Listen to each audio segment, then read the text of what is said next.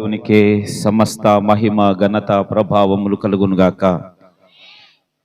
ఈ యొక్క కూడికను ఎంతో ప్రయాసపడి భారభరితముగా సంఘాలు ఏ విధము చేతనైనా ఈ కడవరి దినాలలో మేలుకొల్పబడాలి అని ఉద్దేశించి ఆలోచన చేసి చక్కటి కూడికలను నిర్వహించినటువంటి స్థానిక దైవజనులు మోసయ్య గారిని బట్టి, వారి కుటుంబాన్ని బట్టి నా ప్రత్యేకమైన నిండు వందనాలు తెలియపరుస్తూ ఉన్నాను. అలాగే నేటి సభాధ్యక్షులకి నా ప్రత్యేకమైన వందనాలు, ఇమానుయేల్ గారికి కూడా నా వందనాలు తెలియపరుస్తూ, మంచిది చిన్న ప్రార్థన చేసుకొని నేరుగా ముందున్న కార్యక్రమంలో మనం సాగుదాం. మహాపరిశుద్ధుడవు గనుడు అయిన మా పరమ తండ్రి, ప్రేమగల ప్రభువా, నీకు వందనాలు చెల్లిస్తున్నాను. నీ అల్పదాసుని ప్రభువా మరుగు చేయండి. నీ దాసుని అజ్ఞానం అంతటిని కొట్టివేయండి ప్రభువా. నీ దాసుడు మాట్లాడితే ఎవరికి అర్థము కాదయ్యా. నీ దాసుడు ఉట్టివాడు ప్రభువా, మీరు మాట్లాడమని వేడుకొంచున్నాం. మీ దాసుని యొక్క రాత్రి కాల సమయంలో బూరగా మీరు మాట్లాడి వాడుకొనమని వేడుకొంచు మీ చిత్తానికి అప్పగించుకుంటున్నాం. సహాయం చేయండి. ఈ స్థలములో మీ సన్నిధి మాత్రమే ఆవరించునుగాకనే ప్రార్థిస్తూ మీ చేతికి అప్పగిస్తూ యేసు శక్తిగల నామములో ప్రార్థిస్తున్నాం మా పరమ తండ్రి, ఆమేన్ ఆమేన్. చక్కటి సంగీతాన్ని అందిస్తున్నటువంటి బిడ్డల్ని బట్టి కూడా నా ప్రత్యేకమైన వందన తెలియపరుస్తున్నాను. మన దేవుడు గొప్పవాడు. నమ్మినారు? గట్టి స్తోత్రం చెప్దామా? మన దేవుడు ఏ దేవుడు అండి? గొప్పవాడు. నిజంగా ఎంత గొప్పవాడు అంటే చుట్టుపక్కల అంతా భయంకరమైన వర్షం పడుతుంది. అది రౌరింతడ స్టేజ్ వరకు, ఆ జంక్షన్ వరకు పడింది వర్షం ఇప్పుడు కూడా. కానీ ఈ స్థలంలో లేదు. దేవుడు మీకోసము ఇటు మరీ చల్లగా కాకుండా మరీ వేడిగా కాకుండా చక్కగా కూర్చొని మీటింగ్ వినేటట్లుగా, వాక్యం వినేటట్లుగా ఈ వాతావరణాన్ని దేవుడు దీన్ని డిజైన్ చేశాడు. అందుకు దేవునికి మహిమ చెల్లిస్తూ ఉన్నాను. ఒక వాక్య పాఠం చదివి వాక్యంలోనికి వెళ్దాం. ఫిలిప్పీయులకు రాసినటువంటి పత్రికలో ఒక మాట చదువుకుందాం.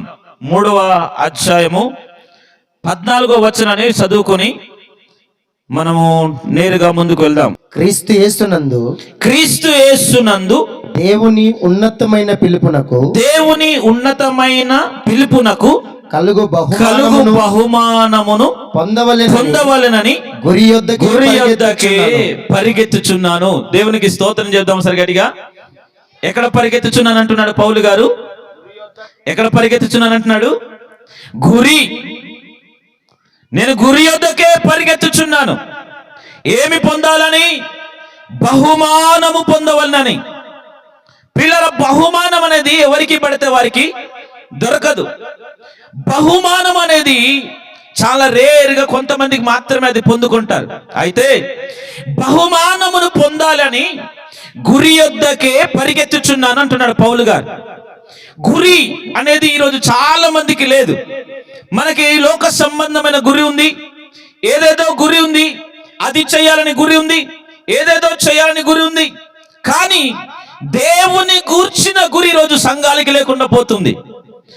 పిల్లలు ఎవరైతే దేవుని గూర్చిన గురి కలిగి ఉంటారో పిల్లరా, వారు ఖచ్చితముగా దేవునిని ఆరాధించకుండా, దేవుని కొరకు సిద్ధపాటు లేకుండా వారు ఉండలేరు. ప్రైజ్ ది లార్డ్, హల్లెలూయా. నేను అంటున్నాను, ఈ రాత్రికాల సమయంలో ఇక్కడ చేరి వచ్చిన సభ అంతటికి కూడా నేను అడుగుతున్నాను, మీ గురి ఏమిటి? ఏమైనా గురి ఉందా? గురి అనే మాటకి ఇంకో లక్ష్యం ఏమైనా, ఇంకో పేరు ఏమైనా ఉందా? లక్ష్యము అని చెప్పవచ్చా? లక్ష్యము అంటే చేరుకోబోయే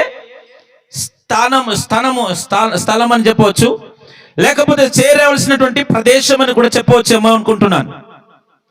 గురి అనేది మనకి ఏమై ఉండాలి? ఈ రాత్రికాల సమయంలో చాలా మందికి అడిగితే గురి ఏమిటి అంటే చాలా మంది అంటారు, నా గురి ఏమై ఉంది అంటే నాది పరలోక రాజ్యమే సార్ నా గురి అంటారు. ఇందులో ఆ మాట అన్నవారు ఎవరైనా ఉన్నారా? నాది పరలోక రాజ్యమేనండి నా గురి అన్నవారు ఎవరు లేరా? ఇక్కడ ఈ స్థలంలో నా మాట అర్థమవుతుందండి? ఇక్కడ ఉన్నవారికి నా మాట అర్థమవుతుందా? అయ్యో, ఎవరు మాట్లాడలేదు. నా మాట ఎవరికైనా అర్థమవుతుందండి? పోనీ ఏదో మాట్లాడండి, అర్థమవుతుందని చెప్పండో లేకపోతే అర్థం అవ్వట్లేదని చెప్పండి, ఏదో చెప్పండి. కువిలోనైనా మాట్లాడటానికి ప్రయత్నం చేస్తాను. అప్పుడు మీ గురి ఏమిటి అని అడిగితే మీరేం చెప్తారు? ఏమిటి అని చెప్తే ఏం చెప్తారు అమ్మా? ఏమని చెప్తారు? క్రైస్తవులకు ప్రతి ఒక్కరికి అడిగితే ఏమని చెప్తారండి అండి అమ్మా? పరలోక రాజ్యం కదండి. ఎవరికి అడిగినా నా గురి ఏమై ఉంది? పరలోక రాజ్యం. దేవుని నమ్మిన ప్రతి ఒక్కరికి ఎవరికి అడిగినా నా గురి ఏమై ఉంది? పరలోక రాజ్యం. Praise the lord. రైట్. పరలోక రాజ్యానికి మనము గురి పెడితే, పరలోక రాజ్యానికి నేను వెళ్ళాలి అని ఆలోచన కలిగి నీవు ఉంటే, నిజంగా నీవు అలాంటి మనసుతోనే ఈ స్థలంలో నీవు కూర్చుంటే నీవు ధన్యుడివి. Amen. Praise the lord. Right. ఇప్పుడు మనం ఒక స్థలానికి మనం వెళ్తున్నాం, ఒక ప్రదేశానికి వెళ్తున్నాం, లేదా ఒక పరుగు పందెంలో మనం పాల్గొని ఉన్నాం. మనం పరుగు పందెంలో పాల్గొన్నటువంటి వ్యక్తికి చివరిలో ఒక క్రాసింగ్ బోర్డు, ఒక క్రాసింగ్ ఏదో జెండావో ఏదో పెడతారు కదండి. అక్కడికి నీవు చేరుకుంటే నీ పరుగు పందెంలో నువ్వు ఏమైనా వాడివి, గెలిచిన వాడివి అని చివరిలో ఏదో ఒకటి పెడతారు. ఒక దానికి ఒక గుర్తుగా ఒక రిబ్బనో లేకపోతే ఒక జెండావో పెడతారు. పరుగు పందెములో పాల్గొన్నవాడు, పరుగు పందెనికి జెండాలో గురి పెట్టినవాడు ఎవడైనా ఇటు అటు చూసుకుంటూ పరిగెడతాడా? ఇటు ఇటు వైపు ఒకసారి అటు సైడ్ ఒకసారి స్నేహితుడికి హలో బామర్ది బాగున్నావా, ఏ తమ్ముడా బాగున్నావా అని సెకండ్ ఇచ్చుకుంటూ వెళ్తారా? ఏం చేస్తారు? ఏం చేస్తారండి? తిన్నగా వెళ్తారు యేసునామములో. Praise the lord. అక్కడ చేరుకునేంత వరకు ఎవ్వరు కూడా ఇటు అటు చూడరు. సో సేమ్ మనం కూడా ఆత్మీయ జీవితంలో మన గురి పరలోకమై ఉంటే మనం ఇటు అటు చూడకుండా పరలోకం వైపు మన గురి కలిగి మనం పరిగెడదుము గాక. Praise the Lord. నేను ఒక సహోదరుడికి అడిగాను, అసలు గురి అంటే ఏంటి అని చెప్పేసి. అంటే ఒక సహోదరుడు నాతో అన్నాడు. ఏమని అన్నాడంటే, ఉదాహరణకి ఇక్కడ మీకు తెలుసో తెలీదో, కొంతమందికి తెలుసు కొంతమందికి తెలీదు. గన్ను ఎవరైనా ఎంతమంది అని చూసారా?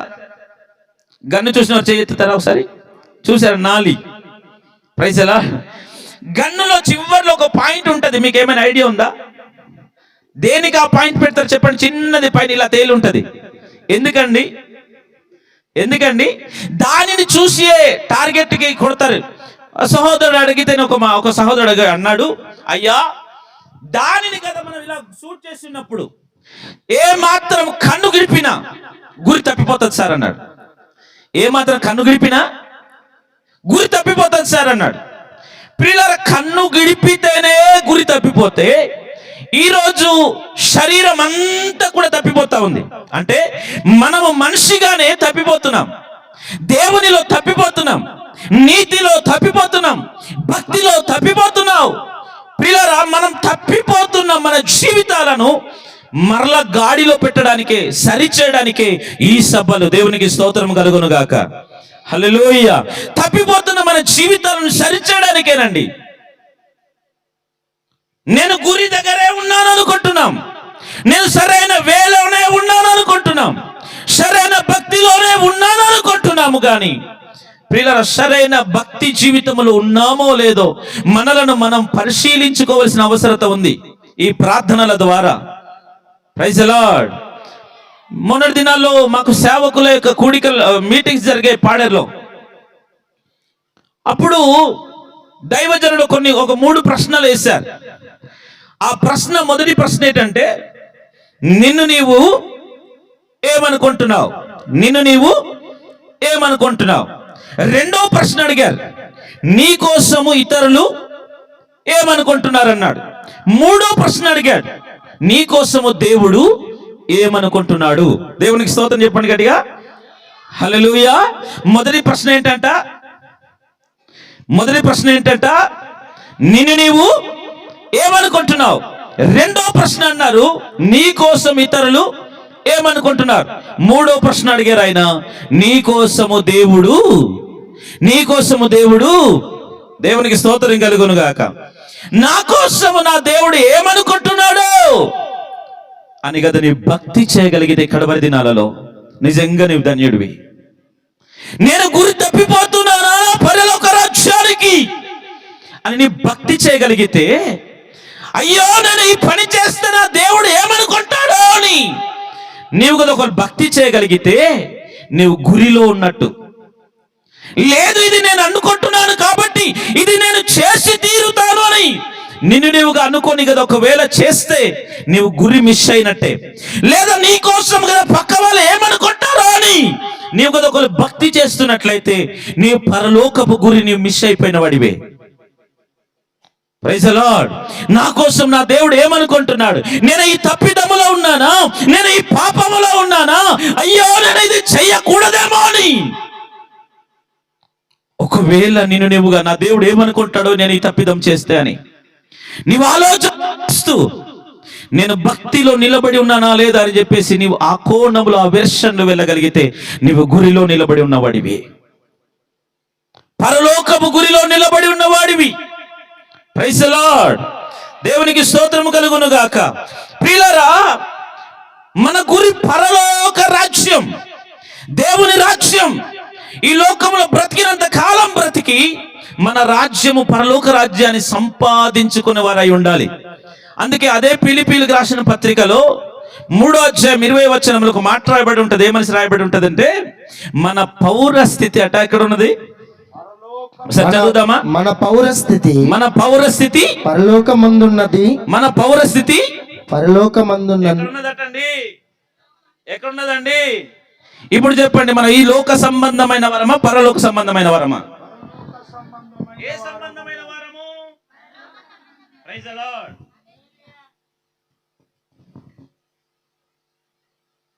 మన పరలోక సంబంధమైన వారమైతే ప్రైజ్ ది లార్డ్ మన గురి ఏమై ఉండాలి? పరలోకమై ఉండాలి. ఆమేన్. పైన వాటినే చూడాలి తప్ప భూ సంబంధమైన వాటి కొరకు మనం ఆలోచన చెయ్యకూడదు. మన పౌరస్థితి ఏమై ఉన్నదట? పరలోకమందున్నది. ఒక మాట నేను మీకు చెప్పవలసి ఉంది ఇక్కడ.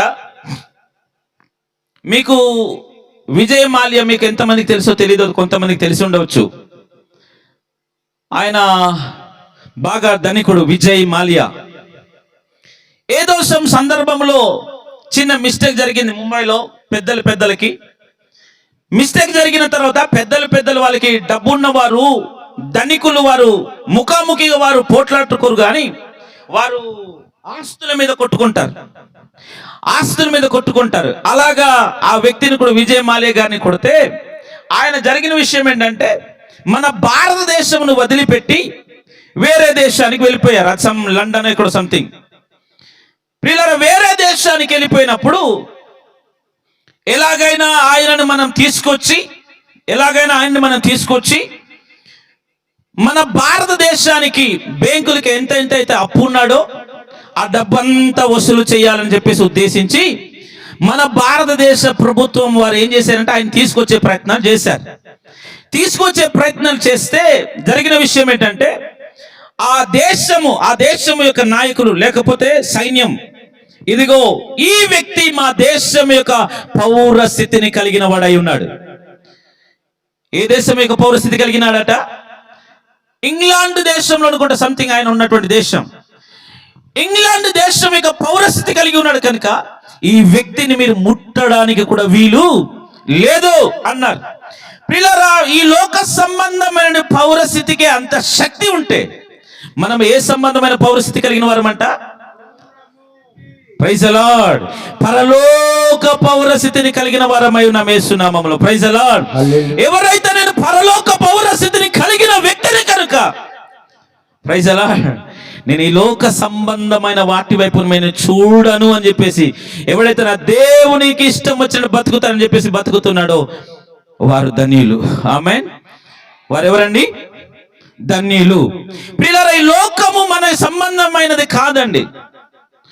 ఈ లోక సంబంధికులం మనం కాదు. ఆమేన్. మీకు బాగా అర్థం అవడానికి లేదా మీకు తెలిసినటువంటి ఒక మాట చెప్తాను. ఐగుప్తు దేశంలో ఇశ్రాయేలు ప్రజలు ఎన్ని సంవత్సరాలు బానిసలుగా ఉన్నారు? ఎన్ని సంవత్సరాలు? 430 సంవత్సరాలు బానిసలుగా ఉన్న సందర్భంలో వారిని విడుదల పరిచి వారిని తీసుకెళ్ళాలి, వారు వెళ్ళాలి. అక్కడ వారు ఉంటుండగానే ఒక రాజు అంట వాళ్ళ కోసము యోసేపుని ఎరగని రాజు ఒకడు వచ్చాడటండి. దేవునికి స్తోత్ర, హల్లెలూయా.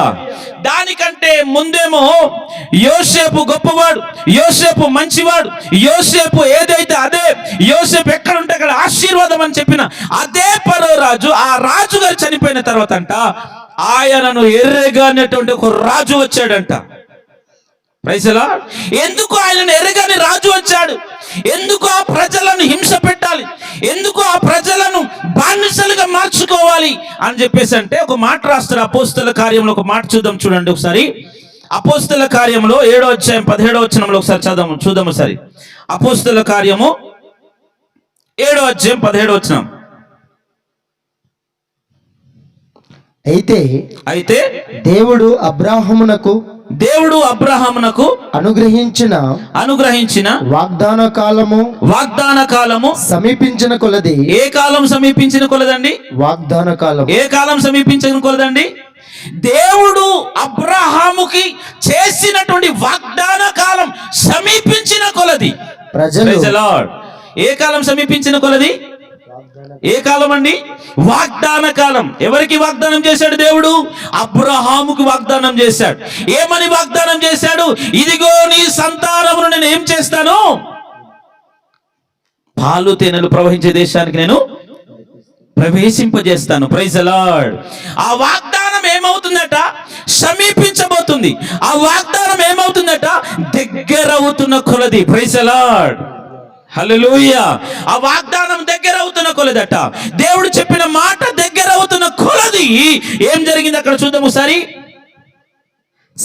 సమీపించిన కొలది ప్రజలు ఐగుప్తులో విస్తారముగా వృద్ధి పొంది తుదకు యోసేపును ఎరగని వేరొక రాజు ఐగుప్తును పరిపాలన చేయడం ప్రారంభం చేశాడట. దేవునికి స్తోత్రం కలుగును గాక.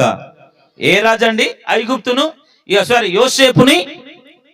యోసేపుని ఎరగని రాజు.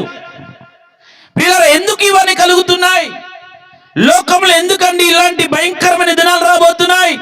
మీరు అనుకుంటున్నారేమో ఇంకా లోకానికి దినాలు ఉన్నాయి, లోకంలో ఇంకా మనం హ్యాపీగా ఉండవచ్చు, దేవుడు మమ్మల్ని ఆశీర్వదిస్తాడు, ఆశీర్వాదపు పండగలు, దీవెనకరమైన పండగలు, స్వస్థత సభలు, ఆశీర్వాదపు సభలని పిల్లలు మీరు అనుకుంటున్నారేమో. దేవుడు మనకి ఇచ్చిన వాగ్దానం సమీపించబోతుంది. ఆ వాగ్దానం ఏంటంటే పరలోకపు మనమందరం చేర్చబడాలి. Praise the lord. దేవుని స్తోత్రం కలుగును గాక. అనగా దేవుని రాకడ సమీపించి ఉన్నది. దేవుని బిడ్డారా, దేవుడు అతి త్వరలో భూమి మీద రాబోతున్నాడు. కనుకనే ఇవన్నీ కూడా జరుగుతూ ఉన్నాయి. ఇలాంటి సభల ద్వారా సంఘాలు మేలుకొల్పబడి దేవుని స్వరము విని దేవుని కొరకు సిద్ధపడాలనేదే దేవుని యొక్క ముఖ్య ఉద్దేశమై ఉన్నది. Praise the Lord. దేవునికి స్తోత్రం కలుగును గాక. ప్రియమైన దేవుని సంగమా, ఏంటి సమీపించిన కొలదట? అబ్రహాముకి దేవుడు వాగ్దానం చేసిన కాలం ఏమవుతుందట? సమీపించిన కొలది, దగ్గరైన కొలది. ప్రియులారా, ఈరోజు దేవుని యొక్క రాకడ దినములు సమీపించబోతున్నాయి. దేవుడు సమీపించబోతున్నాడు. అందుకే బైబిల్ వాక్యం పేతురు పత్రికలో ఒక మాట రాస్తాడు. అన్నిటి అంతం ఏమై ఉన్నదట? ఒకసారి చదువుదామా? 4వ అధ్యాయం, పేతురు రాసినటువంటి పత్రిక 4వ అధ్యాయం. అయితే అన్నిటి అంతం ఏమై ఉన్నదట? సమీపమై ఉన్నది కనుక మీరు స్వస్థ బుద్ధి గలవారై ప్రార్థనలు చేయుటకు మెలకువగా ఉండుడి. దేవునికి స్తోత్రము కలుగును గాక. సంఘాలు ఏమైపోతున్నాయంటే నిద్రపోతున్నాయి. క్రైస్తవ బిడ్డలు, దేవుని బిడ్డలు ఏమైపోతున్నారంటే నిద్రపోతున్నారు. అందుకే సేవకుల యొక్క ప్రయాస ఇలాంటి సభల ద్వారా సంఘాలను మేలుకొల్పాలని. అన్నిటి అంతం ఏమవ్వబోతుందట? ఎక్కడుందటండి? మాట్లాడట్లేదు. ఎక్కడుందట? సమీపములోనే, అనగా దగ్గరలోనే ఉందటండి. ఎవరంతం ఉందండి? అన్నిటి అంతం అంటే లోకమంతా అంతమవ్వబోతుంది. Praise the lord. లోకానికి రోజులు లేవండి, ప్రపంచ దేశానికి రోజులు లేవు. ఇంకా మనము రెడీ అవ్వవలసిన సమయం ఇది, సిద్ధపడవలసిన సమయం ఇది. మేలు పొంది మేలు కొల్పబడి దేవుని కొరకు ఎదురు చూడవలసిన దినాలు ఇవి.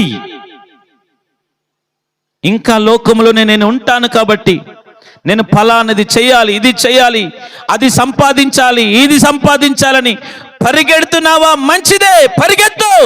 కానీ దేవుని సంపాదించాలని పరిగెత్తుచున్నవాడు ధన్యుడు. దేవుని ఎవరైతే సంపాదించుకోవాలని పరిగెడుతున్నారో ప్రియులారా, ఈ కడవరి దినాల్లో వారు ధన్యులు. Praise the Lord. దేవునికి స్తోత్రము కలుగును గాక.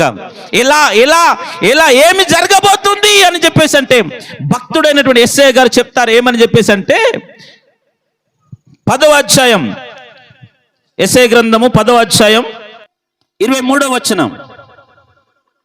యెషయా గ్రంథము 10వ అధ్యాయం 23వ వచనం. ఏలయనగా తాను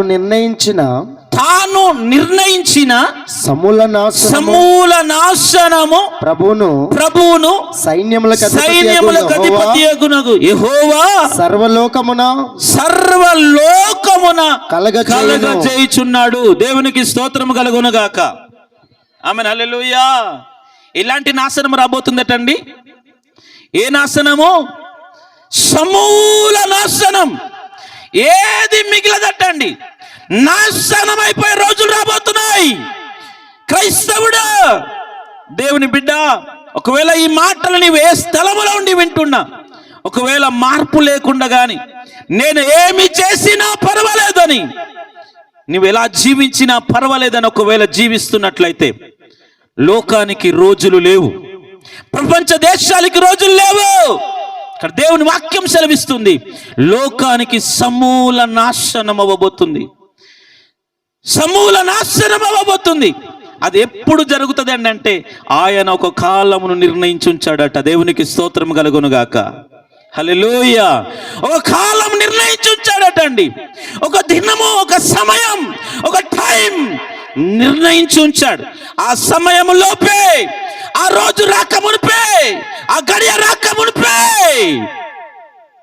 ఒకవేళ ఈ రోజే నీది ఆఖరి రోజు అయితే, ఒకవేళ ఈ దినమే నీది ఆఖరి గడియ అయితే, మారు మనసు పొందితే పరలోక రాజ్యానికి చేర్చబడతావు. మారు మనసు పొందితే పరలోక రాజ్యానికి చేర్చబడతావు. మత్తయి శుభవార్తలు చెప్తాడు, పరలోక రాజ్యము ఏమై ఉన్నదంట. చదువుదాము ఒకసారి మత్తయి సువార్త 4వ అధ్యాయం 17వ వచనం చదువుదామా. అప్పటి నుండి యేసు పరలోక రాజ్యము, ఏ రాజ్యము? పరలోక రాజ్యము. సరే చెప్దామా, ఏ రాజ్యం అండి? పరలోక రాజ్యము. ఏ రాజ్యము? అందరు చెబుదామా, ఏ రాజ్యము? పరలోక రాజ్యం. ఏ రాజ్యము? ఈ భూరాజ్యం ఏమవ్వబోతున్నదట? సమూల నాశనం అయిపోబోతుంది. ఈ రాజ్యాలు నాశనం అయిపోతాయి, కానీ నా దేవుని రాజ్యం స్థిరపరచబడి ఉంటుంది యేసు నామములో. Praise the Lord. నా దేవుని రాజ్యం స్థిరపరచబడి ఉంటుంది. దేవుని బిడ్డలారా, పరలోక రాజ్యము ఏమై ఉన్నదట? సమీపించి ఉన్నది కనుక మారు మనసు ఏ మనసు పొందుడి? మారు మనసు. ఏ మనసు పొందుడి? మారు మనసు. చెబుదామా ఒకసారి అందరూ, ఏ మనసు? ఏ మనసు? Praise the Lord. What is the meaning of మారు మనసు? మాయా మనసు విడిచిపెట్టడం. ఎస్ అండి, అవును, మాయా మనసు విడిచిపెట్టడమేనండి మారు మనసు. Praise the lord. ఏ మనసు? ఏ మనసు? అందరు చెప్దామా, ఏ మనసు? ఏమి సమీపించి ఉన్నది గనుక, మాట్లాడలేదు మీరు, ఏమి సమీపించి ఉన్నది గనుక, ఏ రాజ్యము? ఏ రాజ్యము? Praise the Lord. పరలోక రాజ్యం ఏమై ఉన్నదట? సమీపించి ఉన్నది, అనగా దగ్గరగానే ఉన్నది. ఆయన రాజ్యం సమీపించి ఉన్నది కనుక మారు మనసు పొందండి అని పిల్లరా హెచ్చరిస్తున్నాడు దేవాది దేవుడు. నేటి సంఘానికి హెచ్చరిస్తున్నాడు, సమాజానికి హెచ్చరిస్తూ ఉన్నాడు. దేవుని బిడ్డలారా, మనసుల చేత కట్టబడినటువంటి ఈ ఇల్లులో కొద్దిగా ఏమైపోతాయంటే శిథిలమైపోతాయి. కానీ ఏ కట్టడమైన నా దేవుని రాజ్యము స్థిరపరచబడి ఉంటది. కనుక నీకు నిరీక్షణ ఉందా? నేను దాగడానికి నా దేవుని రాజ్యం ఉంది అని. దేవుని ప్రజలారా, చిన్న ప్రార్థన చేసుకుందామా? నీవు ఎలా బతుకుచున్నావు? ఈ రాత్రి నీ యొక్క సమర్పణ ఏమిటి? దేవుని కొరకు నీవు ఎలా బతుకుచున్నావు? నీ సిద్ధపాటు ఏంటి? నీ సిద్ధపాటు ఏంటి? సంపాదనే నీ సిద్ధపాట? సంపాదనయే నీ సిద్ధపాట? బైబిల్లో ఒక ధనవంతుడు కనబడతాడు లూకాసు వార్తలో. తన ప్రాణముతో మాట్లాడుకుంటున్నాడు, నా ప్రాణమా, అనేక సంవత్సరముల వరకు తరిగిపోయినటువంటి ఆస్తి నీకు సమకూర్చబడి ఉన్నది. తిను, తాగు, సంతోషించు అని తన ప్రాణంతో మాట్లాడుకుంటున్నటువంటి ఆ ధనవంతుడితో దేవుడు మాట్లాడుచున్నాడు, వెర్రివాడా, ఈ రాత్రి నేను నీ ప్రాణంను తీసుకోబోతున్నాను రా. నువ్వు సంపాదించిన సంపాదన అంతా ఎవరిదవుతుంది? నీవు సంపాదించిన సంపాదన అంతా ఎవరిదవుతుంది? ఇవంతా నీది ఎవరిదవుతుంది అని హెచ్చరిస్తున్నాడు. ఈ రాత్రి నేను కూడా దేవుడు హెచ్చరించుంటే, ప్రభువా, నా జీవితము ఇలా ఉంది ప్రభువా, నిజమే, నన్ను క్షమించుమని కొద్ది నిమిషాలు పశ్చాత్తాప పడి, ప్రభువా, నీ రాజ్యము కొరకు నన్ను సిద్ధపరచండి. రాత్రి ఈ 3 దిన కూడికల ద్వారా ప్రభా, నిన్నటి దినాన మీ దాసులతో మీరు మాట్లాడి ఉన్నారు, ఈరోజు కూడా మీరు మాతో మాట్లాడి ఉన్నారు, రేపు కూడా మీరు మాతో మాట్లాడండి అయ్యా. మమ్మల్ని సిద్ధపరచండి ప్రభువా. లోకాశల వైపు మేము వెళ్ళిపోతున్నాము ప్రభువా. ఈ లోకమే శాశ్వతం అనుకుంటున్నాం, ఈ లోకమే శాశ్వతం అనుకుంటున్నామయ్యా. మాకు ఈ లోకం వద్దయ్యా, నువ్వు మాకు కావాలని కొద్ది నిమిషాలు ప్రార్థన చేస్తావా? స్తోత్ర, ప్రైజ్ ది లార్డ్.